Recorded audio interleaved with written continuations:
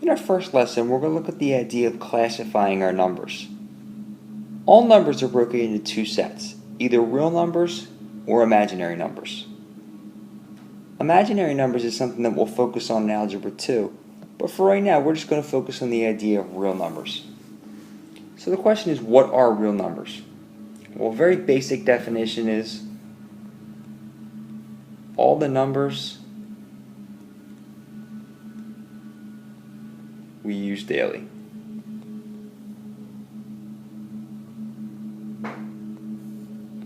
It's basically a definition. So any number you've seen thus far is a real number.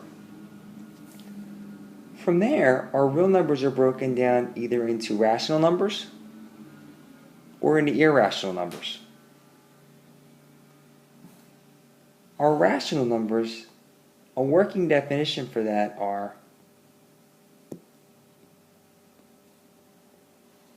all numbers that can be written as a fraction.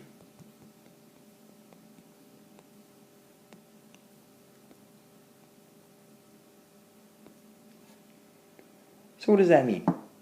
So basically what we're saying is if a number can be written as a fraction, it doesn't make a difference whether it's 7/11, whether it's 15 over 1,427, any single number that can be written as a fraction. That goes for whole numbers. For example, if you take the number 6, 6 can be written as 6 over 1, that's a fraction. Obviously any fraction, 1/2, is a rational number. But it also goes for decimals. And when it goes for decimals, it goes for two specific types of decimals: terminating or repeating decimals.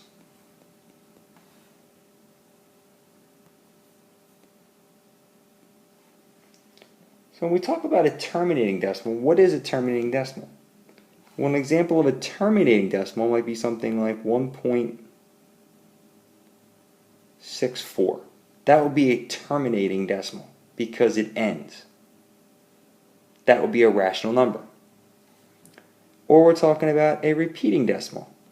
For example, 3.6 with a bar over it. So when we talk about decimals, we're looking for terminating or repeating decimals, any fraction, and because whole numbers can be written as fractions, simply is the number over 1, any whole number. So what's an irrational number? It's not a rational number. So an irrational number is any number that cannot be written as a fraction.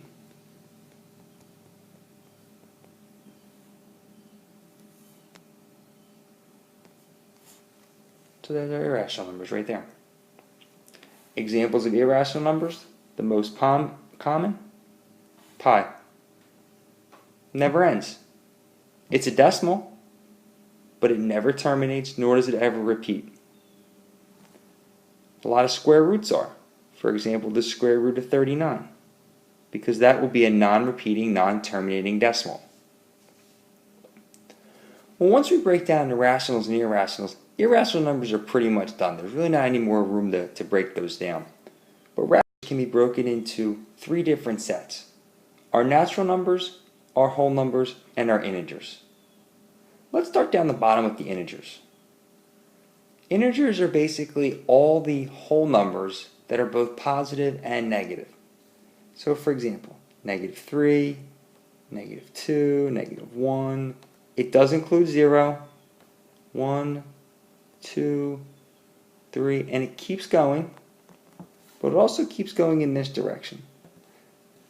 So -17 would be an integer, positive 1,412 would be an integer.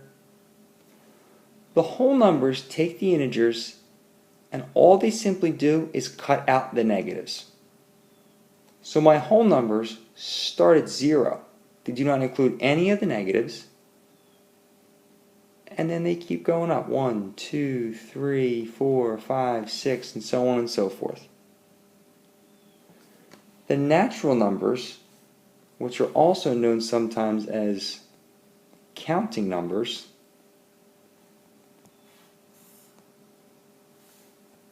so our natural numbers can also be known as our counting numbers here. It's simply going to be where you started counting. When you were back in first grade, where did your teacher have you start counting? 1, 2, 3, 4, 5, and so on and so forth. So there are some of the definitions. If you look at the bottom of this sheet, there are a few examples down there. What I would like you to do is classify them and decide, are they rational or are they irrational? And then from there, I want you to decide if it's a rational number, does it fall into the natural counting numbers? Is it a whole number or is it an integer? Remember, some of these numbers are going to fall into numerous categories. For example, the number 2 is a natural number. It's also a whole number. It's also an integer, and it's also a rational number.